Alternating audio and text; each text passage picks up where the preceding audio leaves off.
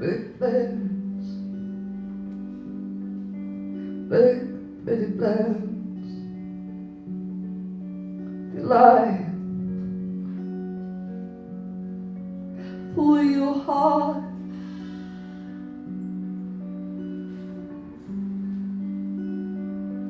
Think you got things all sorted out.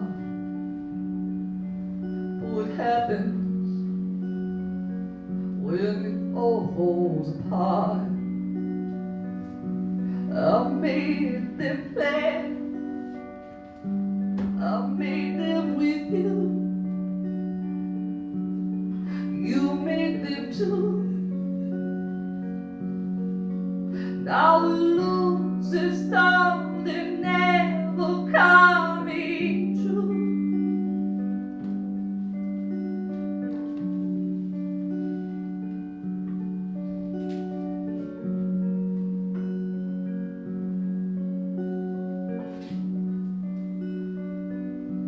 I wish I could go to that house we imagined. I wish I could come home to the family we planned. And I wish I could make it walk be together and not slip away like grains of sand. You could call me almost perfect. You could call me almost perfect. You could call me almost perfect. You could call it.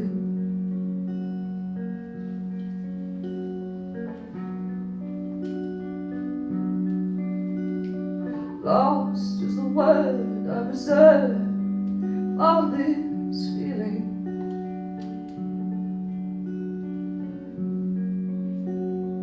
Feeling like a coward. There's no heat in my apartment. I'm getting colder by the hour. I wish I could go to that house we imagined. And I wish I could come home to the family we planned. And I wish I could make it walk be together and not slip away like zeros. That's where it was. Grains of sand. You could call it almost perfect. You could call it almost perfect. You could call it almost perfect. You could call it almost perfect. There you go. See, it ended so wonderfully. I'm Trevor, this is Rua. We're filmmakers. We've worked in the camera department for the last over 10 years, and we've been very fortunate enough to work with some incredibly talented, weird, wonderful people that have given us a great education. Myself and Rua became friends through the camera team as well, and huge interest we both had was street art, urban art, and being around other creatives as well. I remember it would have been probably 2015 when we went to Offset one year and we ended up seeing J.R. speak. I don't know if any of you know J.R. is an incredible street artist, photographer and filmmaker, and after seeing a film that he made there, it really drove the two of us to want to get out and make our own pieces as well. So individually, we separated for a while, and we both found street artists and made short films about them, and then we came to collaborate together. If you'll see the ghost of the squirrel across the road, what used to be, that was our first big project. We got funding from Screen Ireland to produce that. We spent 2 years to make a 10-minute film, which might seem a bit insane, but it was a labour of love with a hell of a lot of creative people behind us. It was, we'll talk a little bit more about the squirrel later. But, yeah, you can see what it used to look like there, and you can look out the window and see what it looks like now. It came out a couple of months ago, and I guess what we're here to talk about is kind of that's symptomatic of the Dublin that we live in now. That works of art, creative spaces, creative hubs, our cultural heritage is kind of disappearing before our eyes. We're not going to delve too deep on the hotel issue. There's hotels kind of all around the city, including over there. You can see the Ronan Group sign sitting proud by the ghost of the squirrel, which saddens us every time we walk by it. We, especially because we actually had a gentleman's agreement with the Ronan Group, and we heard they were taking it down. We contacted them. We said, like, the film coming down, we'd like to rehouse it. We agreed a date that it would come down, and then they just went ahead without letting us know and chopped it down, threw it in the trash, disappeared overnight into a skip. I mean, I guess it was trash to begin with, so there's a certain circle of life there, but at the same time, we just feel like the creativity in Dublin is not getting the respect that it deserves. So yeah, it's the people running the city in general need to be shown the creatives more respect, the creative community more respect our creative spaces. Yeah, and just to do with the theme of flow as well, it's the flow of creativity in the city and the flow of artists also sadly leaving the city as well, which we need to try and put a stop to. We need to find more avenues for us to be creative together. There's incredible mornings like this as well and initiatives. Thank you hugely to CreativeMornings for having us and the Tower building, and for all of you to come as well.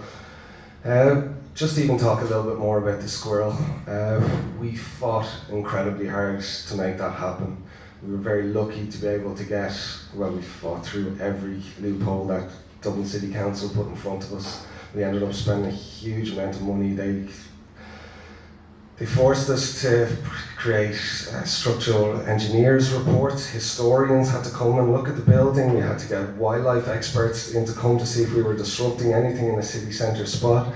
It was tough what they made us do. And the irony is that when it comes down, there's a hotel going, the wall is going, the side is going, everything that's there now is going for a hotel. But yeah, we were forced for like almost a year to fill in all these reports, get engineers, get structural reports and all that. We were one of the quite lucky ones, probably one of the very, very few who've got to put up such a large mural in the city as well. Again, just on street art, and Arturo Bordallo, who came over and created that, why we wanted to bring him here. Street art's an incredible platform to speak directly with your audience. When there's an intelligence behind it and a craft, it just really draws people's attention to it. The squirrel got a massive amount of attention and love from the city. It's better than seeing a billboard. It makes people just stop and think. We used to even selfishly just sit there and watch people's reactions as they used to see it for the first time. The smiles, people taking photographs. It was lovely to have that connection with the city. So we've been following Artur over probably 4 or 5 different countries, and we wanted to bring him here to share his work with our city as well, and trying to bring that together. So we also gathered a great team together from leaning on old experience heads. Our editor of the film was Tony Kearns, who's done incredible music videos for The Prodigy. He's edited Black Mirror, and there's lovely mentors out there like that are willing to help you and guide you through. My brother did the music, Rua's brother did the sound recording, and it's just gathering really good people of different talents together and not comparing yourself to anyone. It's just gathering these people together, and when you're working with artists that have such a great voice and talent, it really pushes you to want to be the best that you could be. No sort of jealousy way or comparing, just to be the best that you can be together. And that was possibly one of the best effects out of it, was the team that we built and the laugh that we had doing it as well. Yeah, and as Trevor touched on, like, we were one of the lucky few that actually got planning permission to put up a street art piece in Dublin City. Most artists don't get to do that. The procedures that Dublin City Council have in place are incredibly prohibitive. They're really expensive. I can't remember how much it is per you have to pay per square foot of what you're planning on putting up, but it's just way beyond the means of any of the urban artists. But we managed to get it through. We had to get it through because the film board were funding for us, so we had to get planning permission. We couldn't just do what we probably would have naturally done, which is just put the piece up and figure it out afterwards. But that is what everyone else has to do. Unfortunately, they put up the piece. If they're lucky, the piece gets to stay in situ.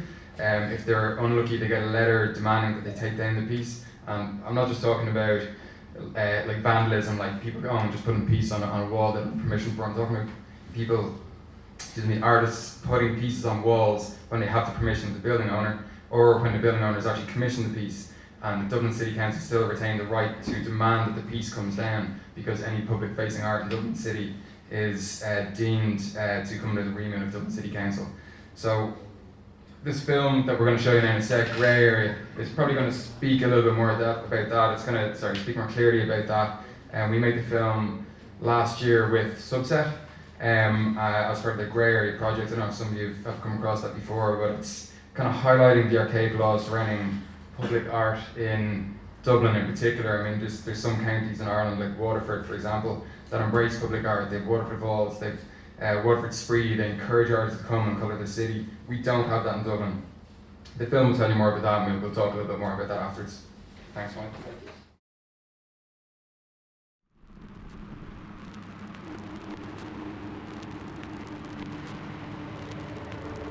Sean O'Casey's tenements still echo round these Dublin streets.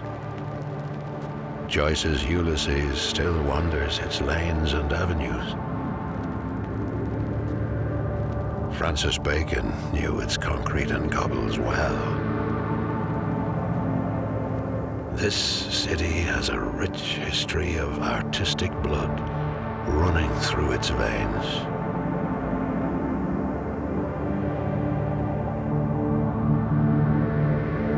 But artists have always known barriers in Dublin. Many have struggled to stay afloat in this dark pool. From Behan's Borstal Boy becoming best band in the land, to the hobnail boot boys who seized and censored the works of Kavanagh.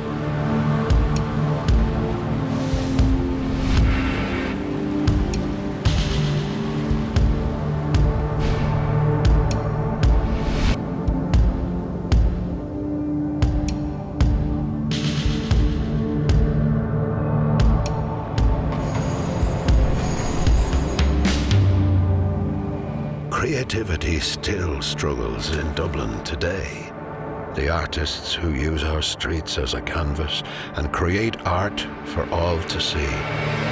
No admission fee, no social barriers. They too are being censored. The times of being have gone, but the new breed of hobnailed critics take it upon themselves to be the arbiters of public taste. Their enforcers are the lawyers they set upon the artists if they dare bring colour and light to the sombre city streets. Whether you're the greatest artist of your time or the owner of a building, your own four walls, you don't get to decide. Grey imaginations in grey suits do.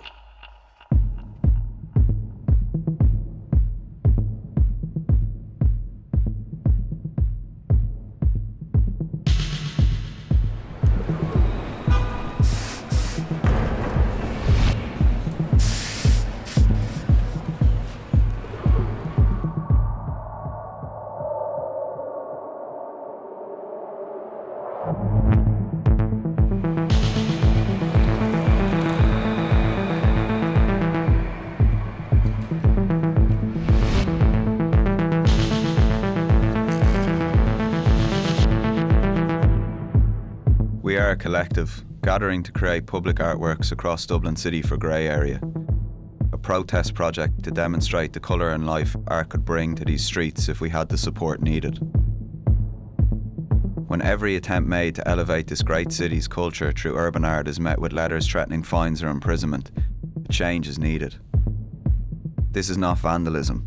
We paint with the permission of property owners. But artists in Dublin are being censored. We don't want future generations of talent leaving these shores because the law won't allow art to grow. Artists have been ordered to paint over prominent murals.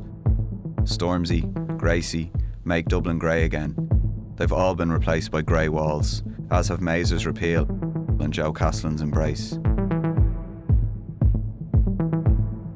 The current system isn't designed to be progressive. Bureaucrats curate the walls of our city, but the artists and the people have little say in the matter.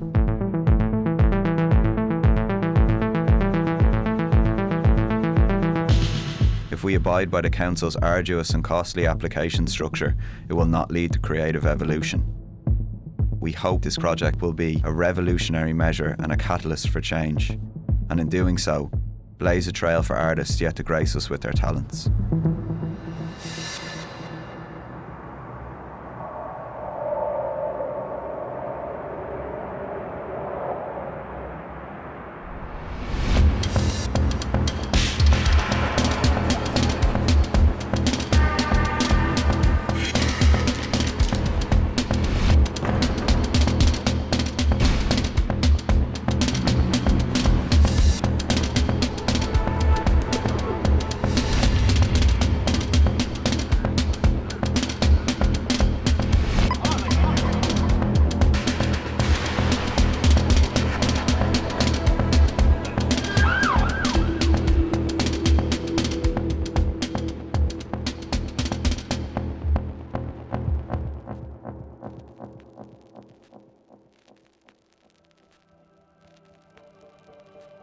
Think of the life-enriching experience Beckett, Shaw, and the rest have bequeathed to us. As a city, as a people.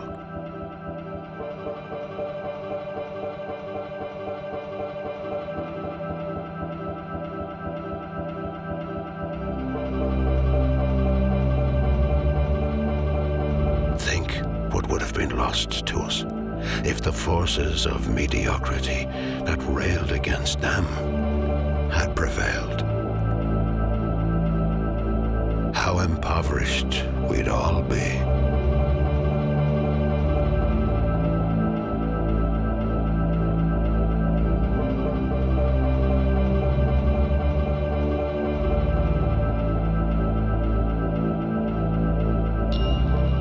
As in the past with our great creators, we need to resist the Grey Army, who would give us dull, blank walls instead of rich color and shape.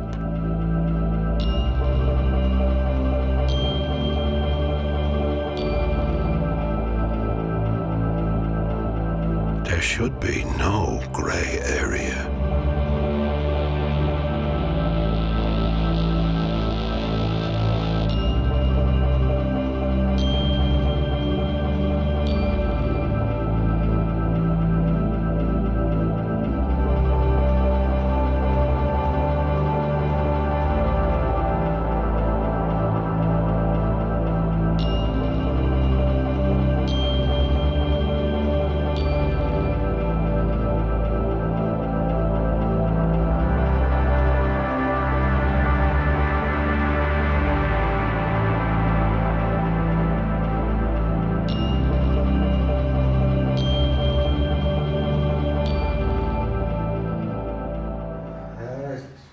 We didn't want to approach that like a normal documentary with talking heads. We didn't feel that was the right way to approach it.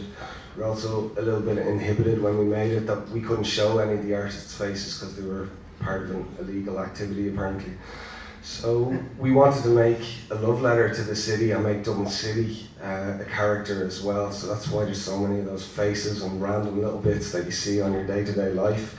The soundscape, all the bloody pigeons and everything like that throughout. So we wanted to make our own little mural as well for it, and that was inspired by seeing all these artists going out and gathering together and doing this voice. So it was a hugely inspiring project to be part of. Again, it was just a lot of good artists with good intentions coming together to try to fight archaic laws that aren't progressive in any way. Like Dublin City Council, it's okay, we get electric phone boxes and stuff like that are painted, but that's not what's needed. There's so many horrible, dull areas around the city that were brightened up, and it's proven that places are less vandalised as well when there is street art as well around. It's amazing, you see such a reaction from the people on the streets. It's huge love for it as well. Yeah, you can see the difficulties faced by artists from the film there. You can also see the power of collaboration. You can see when a group of artists come together, what they can create with the Grey Area project and with the film itself. And like even since then, like some of the buildings that the artists were painting on and were demanded to take the pieces down of have been knocked down. So like the building that the Stormzy piece was on, and a few of the other ones. And even since then, there's been pieces that Subset have done for mental health. They've done an Attenborough piece. They've gotten letters demanding that they be taken down, despite the fact that they have the permission of the building owners. So it's not progressive. We need to tackle this. We need to approach this from a different angle and see art as enhancing the city as opposed to being an issue in the city. Yeah, I mean, we're losing so many of our creative spaces. We're not going to touch on the hotels thing again. It is, like you said earlier, it's a totally different talk. Yeah, but we're losing places like the Bernard Shaw, the Tivoli, places like that were huge for myself and Trevor for first of all meeting artists. We filmed stuff there. I organised a couple of street art jams there. I had 2 photographic books that were released during the recession. We launched the books there. Loads of the artists that I met, they would have had exhibitions there. That's how I would have met them, and that's how they would have showcased their art. These places were invaluable for us, for ourselves developing as photographers, as filmmakers, and for the street artists and urban artists that used to paint there. We're running out of walls. We've lost Wimble Lane. We're going to lose the Bernard Shaw. We've lost the Tivoli car park. We're running out of legal walls where the council would turn a blind eye for people to paint, and they're not turning a blind eye for people painting in other spaces. So we're literally running out of spaces for artists to gather, to collaborate, to explore ideas, to hone their skills, to practice, experiment, to bounce off each other. And it's worrying. It's a worrying trend that we're seeing in Dublin. As Rua said there, it's amazing, like these places for people to practice their craft. You can't expect young artists to go out, fight for 2 years to get planning permission from Dublin City Council and then create massive pieces. It's not the way it works. They need these spaces throughout the city to meet each other, to learn, to work on mentorships with each other, and we're losing a lot of them.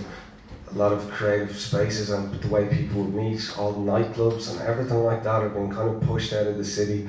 We're in a beautiful, bright building here today full of artists, so I'd say they have their eyes on this as well, that this probably won't last too long. Unfortunately, it just needs to be more progressive, and the question is, how do we do it and how do we go about doing it? It's firstly talking to other creatives, and it's finding inspiration in your city.